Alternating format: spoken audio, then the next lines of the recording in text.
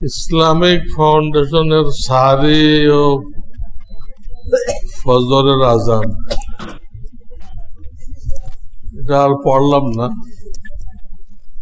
এবার যেটা তৈরি হয়েছে দেখলে মনে হয় যে হাইকোর্ট থেকে যারা বিচারক ওরা মিলে বানাইছে। ফাউন্ডেশন যে ক্যালেন্ডার বানাইছে কোন আলেমে বানাইছে এটা মনে হয় না। মনে হয় যে হাইকোর্ট থেকে আইনের বই দেখে দেখে বানাইছে। ওটা কেউ দেখতে চেষ্টা করবেন না। প্রশ্নই পড়ে নেই আমি। ওই ক্যালেন্ডার আমার কাছে এত বেহুদা।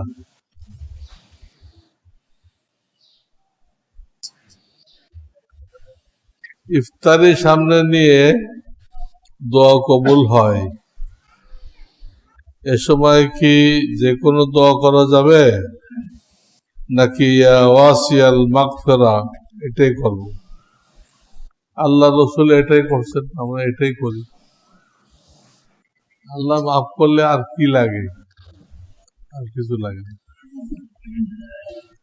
এর মধ্যে সব নেয়ামত আছে। যেদিন তারাবি খতম হয় ওই দিন ব্যক্তিগত মহাব্বতে হাফেজ সাহেবকে হাদিয়া দেওয়া যাবে কিনা? ওই দিনটা না দিলে ভালো হয়। ব্যক্তিগত মহাব্বতে দিবেন,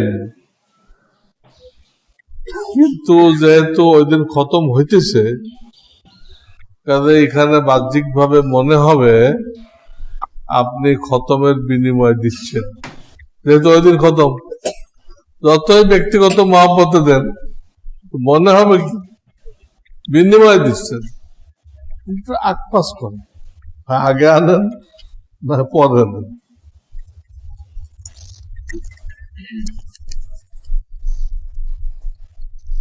মসজিদে জোরে কথা বললে ঈমান নষ্ট হওয়ার আশঙ্কা। কত জোরে কথা বললে এমন হবে? 2-3 জন একসাথে কথা বললে যে শোরগোল হয়, এর কি মাসআলা? জোরে মানে যেটাকে আমরা চিল্লানো বলি, চিৎকার করে কথা বলি। জোরে মানে চিৎকার। আর 2-3 জন মিলে কথা বলতে যেটা কি দুনিয়া নিয়ে না কোন দিনী মুজাকারা, দিনী আলোচনা? কোনটা? দিনে মুজাকারাতে আওয়াজ একটু বলল উচ্চ হয়ে যায়, কোনো সমস্যা নেই, কোনো সমস্যা। কিন্তু দুনিয়াবি নিয়ে যদি হয় সেটা বড় রিস্কি, ঈমানের জন্য খাতরা।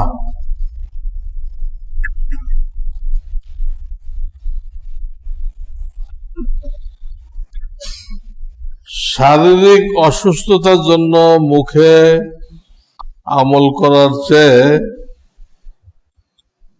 শরীরে তাবিজ লাগাইলে বেশি উপকার পাওয়া যায়। এক্ষেত্রে শরীরে তাবিজ লাগানো কি ঠিক হবে? মুখে আমল বেশি উত্তম। আর তাবিজ যদি কোরআন কিতাব দিয়ে হয় 1 নম্বর, 2 নম্বর আপনার বিশ্বাস থাকে যে তাবিদের কোনো ক্ষমতা নেই। আল্লাহ এটা উসিলা করে, আল্লাহ যদি করে তো হবে, না হবে না। 2টা শর্ত বুঝছেন? যা লিখছে কোরআন কিতাব তো হইতে হবে। 2 নম্বর আপনার বিশ্বাস থাকবে আল্লাহর উপরে, তাবিজের উপর না। তাহলে জায়েজ। কতক লোক বিশ্বাস করে এই তাবিজ দিলে এটা হবেই, এটা শিরিক। এই লোকের জন্য তাবিজ ব্যবহার করা শিরিক। কিন্তু আরব দেশের আলেমরা পাইকারি হারে শিরিক, তাবিজ দেখলে শিরিক, সব তাবিজ শিরিক। অথচ তাবিজের কথা হাদিসে পাওয়া যায়। অনেক সাহাবী দোয়া কালাম লিখে ছেলের গলায় লটকাইছে, নবীজি তো নিষেধ করেননি, হাদিসে পাওয়া যায়। এই জন্য তারা যে পাইকারি হারে শিরিক বলে, এটা ঠিক না। আমি যে শর্ত লাগাইলাম, শর্ত পাওয়া গেলে ঠিক আছে, শর্ত না পাওয়া গেলে ওটা শিরিক।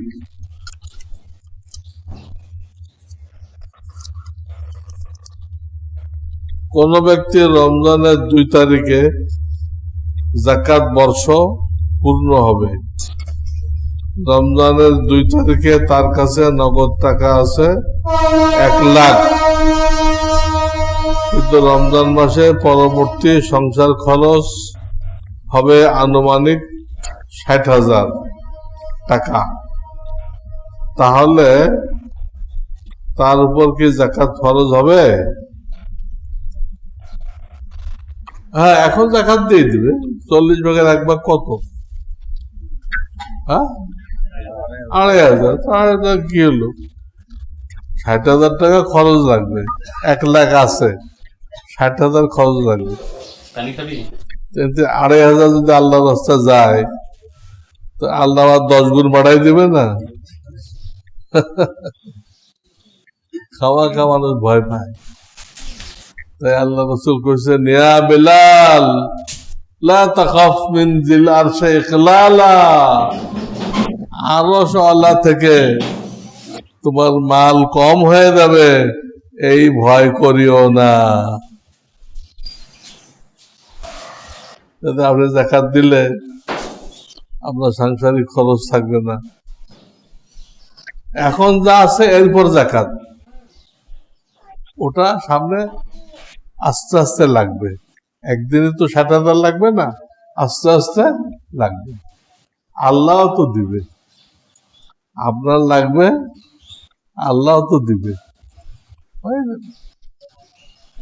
খামাখা ভয় পাওয়ার দরকার নেই। যেই মাসে যাকাত আদায় করব, সেই মাসের মাসিক খরচ কি বাদ দিয়ে? না, মাসিক খরচ বাদ দিবেন না। এখন যা হাতে নগদ আছে সবটা ধরবে।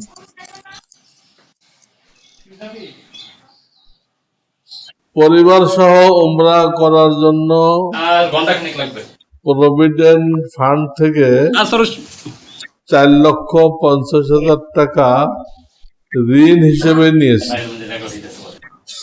ঋণ বলে, আপনারই তো টাকা, যা হাতে পাবো 15ই রমজানে। ট্রাভেল এজেন্সিকে 3,30,000 টাকা সাথে সাথে দিয়ে দিতে হবে এবং বাকি টাকা থাকবে। যাকাত বর্ষ পূর্ণ হবে 20 রমজানে, তাহলে আমি কত টাকার যাকাত আদায় করব?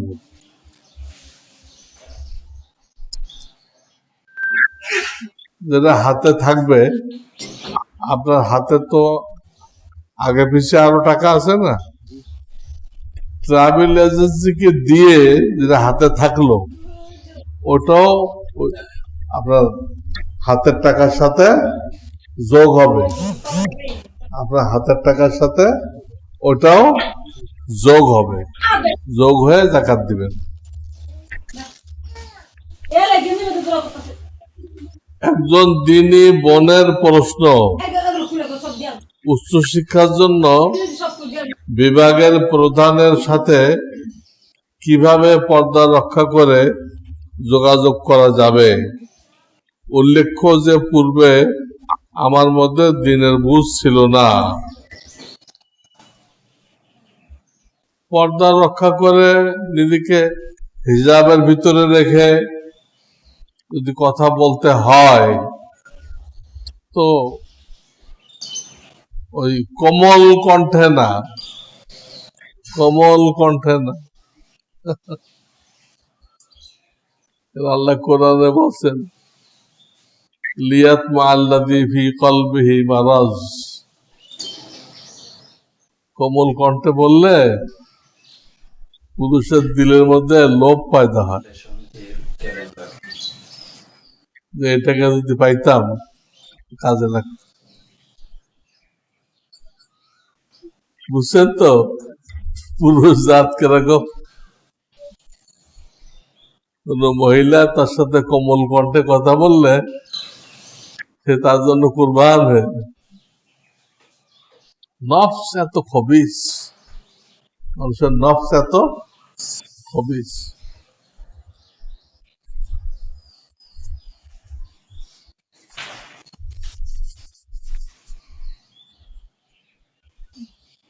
পুরুষের জরুরত কম কিন্তু ধৈর্য শক্তি মোটেও নেই, আর মহিলার জরুরত বেশি কিন্তু এর ধৈর্য শক্তি অনেক বেশি। বুঝছেন নাকি? ছেলেরা যেন বারবার তাকায়, ওরা কিন্তু এরকম করে না, বুঝছেন? ধৈর্য বেশি। কাজেই এই দিনী বোন যিনি প্রশ্ন করছেন উনি পর্দা রক্ষা করে একটু অন্যভাবে আর কি, কোমল কণ্ঠে না, নর্মাল কণ্ঠে কথা বলতে পারবে। পর্দা রক্ষা করে চাকরি করা যাবে কিনা, চাকরি কেন করবেন সেটা আগে উত্তর দিতে হবে। যদি আপনার স্বামী থাকে, ইনকাম করে, তাতে আপনার সংসার চলে, আপনি ইনকাম করবেন কেন? আপনাকে তো ইনকাম করার দায়িত্ব দেওয়া হয় নাই। আপনাকে মানুষের বাচ্চাকে আল্লাহওয়ালা বানানোর জন্য দায়িত্ব দেওয়া হয়েছে। আপনার বাচ্চা, আশেপাশের বাচ্চা, এইগুলোকে দিনের তালিম দিয়ে আল্লাহওয়ালা বানানোর মাদ্রাসা আপনি। না আপনি যদি আর এক বেটার খেদমত করেন অফিসে যায়, বসের চা খাওয়ান, আপনার এই দায়িত্বটা পালন করবে কে? আপনাদের দায়িত্ব ছিল আপনার বাচ্চা, আশেপাশের বাচ্চা সব আল্লাহওয়ালা বানাই দিতে হবে। কে পালন করবে? কাজের বউরা? তারা জানে কিছু? তারা সুযোগ পেলে সব জায়গা লয়ে জায়গা। এই জন্য যদি চাকরি করার লোক থাকে তাহলে পর্দা রক্ষা করেও চাকরি করা জায়েজ নেই। আর যার লোক নেই, চাকরি মানে ইনকামের কেউ নেই, স্বামী নেই, বাপ নেই, ভাই নেই, কেউ চাকরিতে দেখবে এরকম কেউ নেই, এইরকম অসহায় মহিলাদের জন্য পর্দা রক্ষা করে চাকরি করার শরিয়াতে কিছুটা ছাড় দিছে। বুঝছেন নাকি? ঢালাও ভাবে না, আজকে তো ঢালাও ভাবে।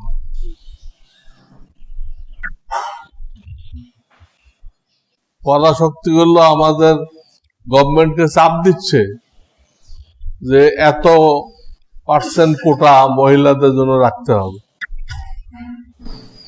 তাই ওই মহিলার দরকার থাকবা না থাক ট্রেনে লয়ে আসো। ট্রেনে লয়ে আসো কোথায়? সচিবালয়, বিভিন্ন অফিস। আর এই ব্যাপারে ফার্স্ট হয়েছে আমাদের প্রধান উপদেষ্টা। মহিলাদেরকে ঋণ দেওয়ার নামে ঘরের থেকে বের করতে উনি ফার্স্ট হয়েছে। সেজন্য কোনো দোয়া পাবে না, উনি বদদোয়া পাবে।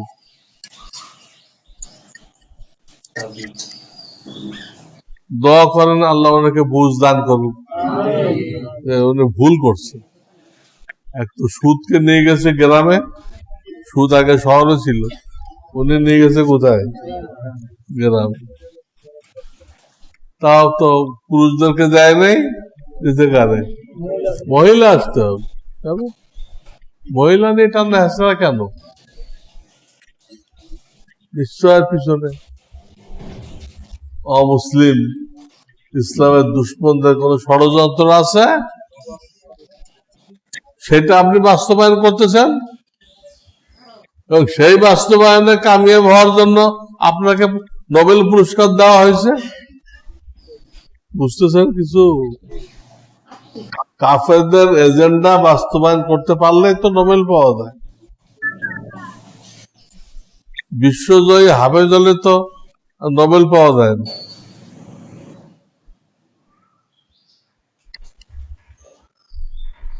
আর একটা প্রশ্ন করছে, বালেক সন্তানকে নামাজের কথা বললে সে অনেক সময় নামাজ না পড়েই বলে নামাজ পড়েছি, এক্ষেত্রে আমার করণীয় কি?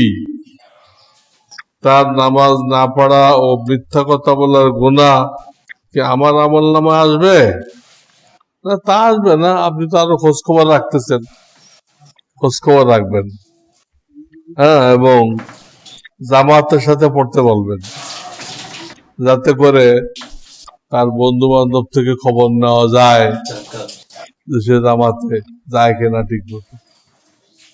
ঘরে পড়বে না, জামাতে পড়তে বলবেন, মসজিদের জামাত। তাহলে আর ওই মিথ্যা কথা বলে নামাজ না পড়ে পড়ছি এটা করতে পারবে না। আমার ভাই একটি প্রাইভেট ব্যাংকে ছোট চাকরি করেন, ব্র্যাকেটে পিয়ন। আমি তো আজকে বললাম পিয়নের কথা। গরিবরা ধনীদের জন্য পিয়ন, ধনীদের মাল গরিবরা আখেরাতে পৌঁছাই দেয়। পিয়ন বললাম, ধুপি বললাম, তার মালকে পবিত্র করে দেয়। আবার পাহারাদার বললাম, তার মালের হেফাজত করে। তিনি আমাকে রমজানের শুরুতে কিছু হাদিয়া আমার বাসায় নিয়ে আসেন। আমি তৎক্ষণাৎ কি করব কিছু বুঝতে পারতেছিলাম না। এমত অবস্থায় আমি এখন কি করব? আমার জন্য জায়েজ হবে কিনা ওই হাদিয়া, নাকি এখন ফেরত দিব? ব্যাংকে পিয়নের চাকরি করা, পিয়ন কি করে ব্যাংকে?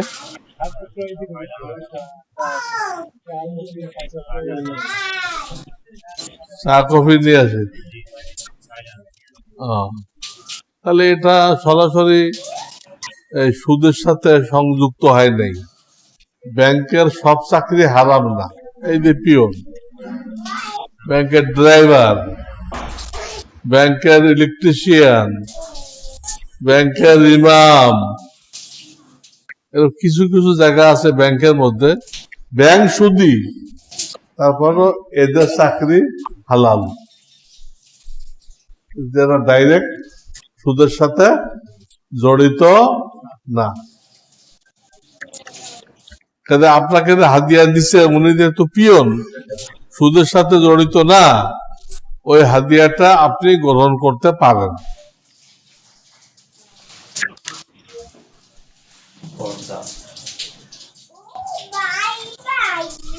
মোহাম্মদ সেলিম, সেলিম তো কোনো নাম হয় না, সালিম। নামগুলো আরবি হয়, আরবিতে কোনো একার নেই, আরবিতে কোনো একার নেই। মুসাম্মাদ খুশবু, এই যে মুসাম্মাদ লেখে আমাদের দেশে, মোহাম্মদের বদলে মেয়েরা মুসাম্মাদ, এটা বেকার। কে চালু করছিল? এর কোনো অর্থ নেই তো। মুসাম্মাদ মানে হলো একজন মহিলার নাম রাখা হয়ে আছে। কি বুঝল? একজন মহিলার নাম রাখা হয়ে আছে, এলো মুসাম্মাদের তর্জমা। তাহলে কি মোহাম্মদের বিনিময় হয়? তারপরে তার নাম কি রাখছে? খুশবু। নাম আরবি হওয়া চাই, নাম কি হওয়া চাই? আরব। আরবিতে খুশবু কি বলে? তিব। তিবুন মানে খুশবু। এজন্য বাংলার নাম হারাম না, কিন্তু উত্তম না। এই দুইজনে মিলে প্রশ্ন করছে, মোবাইল ফোনে কথা বলতে বলতে ঝগড়ার এক পর্যায়ে সেলিম খুশবু তোকে 1 তালাক 2 তালাক 3 তালাক দিলাম, দেওয়ার আর কিছু পায় নাই, এইটা পাইছি, এ কথা বলছে। এখন তাদের করণীয় কি? মেহরবানি করে যদি বলতেন। এরা কি স্বামী স্ত্রী? এটা তো কিছু উল্লেখ করে নাই। এই দুজন কি এটা উল্লেখ করতে হচ্ছে, এরা স্বামী স্ত্রী।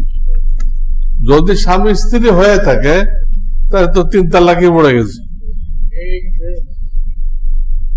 আর যদি বয়ফ্রেন্ড গার্লফ্রেন্ড এসব শয়তানি হয়ে থাকে তো ওই তালাক বেকার। বয়ফ্রেন্ড গার্লফ্রেন্ডে তালাক দিলে তালাক হয়? কোন সম্পর্ক তো নেই। এগুলো ইসলামী কোন সম্পর্ক না, শয়তানি সম্পর্ক। এটাই বলছি আমি, ব্রিটিশ শাসনের বিস্ফল। বয়ফ্রেন্ড গার্লফ্রেন্ড ব্রিটিশ শাসনের বিস্ফল। এটা জিনার দরজাকে উন্মুক্ত করা হয়েছে এটা দিয়ে। বসুন্ধরা ক্যালেন্ডারে 5 মিনিট পার্থক্য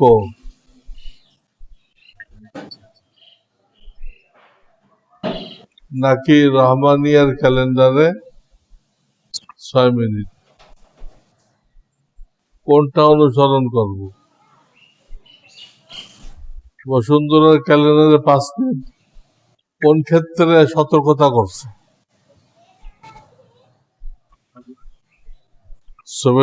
সাথে ঘর 5 মিনিট পরে আজান দিবে, আগে যে সাহারি খাইলো ওই ব্যাপারে কোনো সতর্কতা নেই। এটা তো 1 নম্বর ভুল। এর আগে যে সাহারি খাইলো, তাহাজ্জুদ পড়লো, এটার জন্য একটা সতর্কতা লাগবে না? টাইম গুলো তো হিসাব করে বের করা হয়েছে। নিয়ম তো চাক্ষুষ দেখতে হবে, পূর্ব আকাশ, তা তো দেখা হয় না। ঘড়িও এদিক ওদিক থাকে।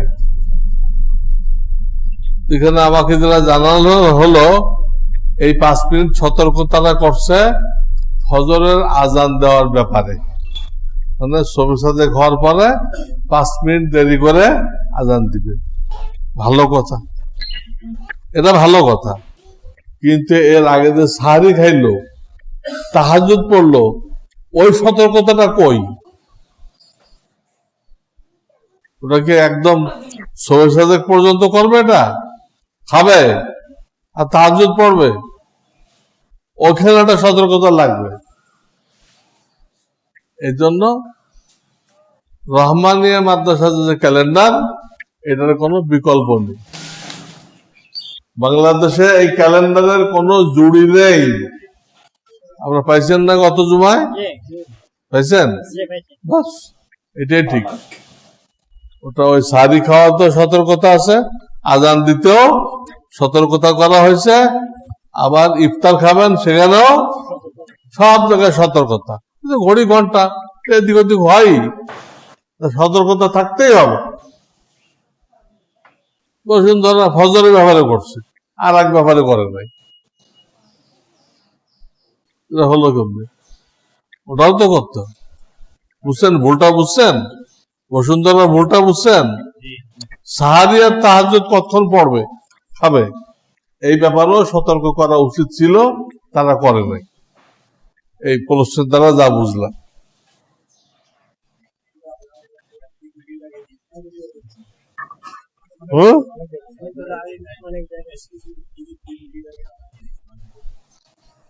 ওইটাই তো ফাউন্ডেশন ক্যালেন্ডার দেখে দিচ্ছে, যেটা হাইকোর্ট থেকে তৈরি করছে। আপনি যারা করতেছেন মাগরিবের আজান ক্যালেন্ডার থেকে 3 মিনিট আগে দিচ্ছে, এইটাই ইসলামিক ফাউন্ডেশনের ক্যালেন্ডার হাইকোর্ট থেকে তৈরি করছে। আর ওই সাথে ছিল আবহাওয়াবিদ আর ভূগোলবিদ ছিল, আবহাওয়াবিদ ছিল, ওরা মিলে এটা বানাইছে।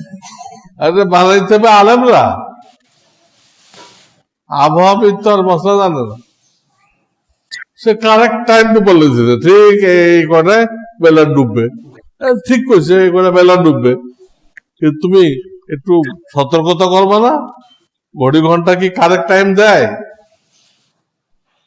দেয় না, সোলো হয়ে যায়। এই জন্য ফাউন্ডেশন এবার যে ক্যালেন্ডার করছে একদম বাজে, এটা কোনো ধর্তব্য নেই। এই আগে আগে আজান দিয়ে কত মানুষের রোজা নষ্ট করে দিচ্ছে। ফাউন্ডেশন কোন আলেম তৈরিও করে নাই, কোন আলেম পরিচালনাও করে না। হ্যাঁ, এটা ওই যে মূর্খ জ্ঞানীদের একটা আড্ডা। ইসলামী মূর্খ জ্ঞানী আছে না, ইসলাম ভালোবাসে, আবার সে দিন সম্পর্কে জানে না, তো মূর্খ। আবার বাংলা ইংরেজি পড়ছে তো জ্ঞানী। তাহলে ইসলামী মূর্খ জ্ঞানী, এরা মিলে ফাউন্ডেশন বানাইছে। কোনো কিছু গ্রহণযোগ্য না। সুবহানাল্লাহ, সুবহানাল্লাহ, আল্লাহুম্মা সাল্লি আলা মুহাম্মাদিন নবী। ربنا لا تزغ قلوبنا وهب لنا من لدنك ربنا تقبل صلاتنا وصيامنا وجميع عباداتنا برحمتك يا ارحم الراحمين. سبحان ربك رب العزة وسلام على المرسلين والحمد لله رب العالمين. آمين.